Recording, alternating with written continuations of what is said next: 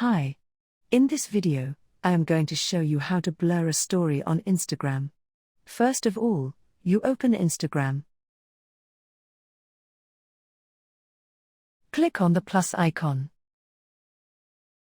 Scroll from the bottom to story, and then here, we will use a filter for blurring a story. Scroll to the end and click on the search button. Then click on the search button again and then type blur.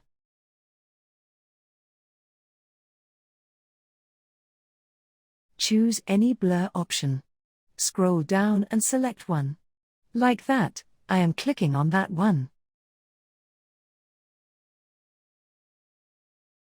After that, create a video.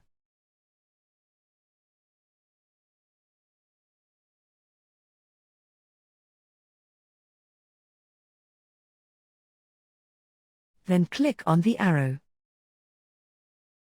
Then click on Share. Then click on Done. Your story will be posted. Once it's done, the story now you can see your story is now blurred. That's the way to blur a story on Instagram. If you found this video helpful, please like it, and don't forget to subscribe to this channel.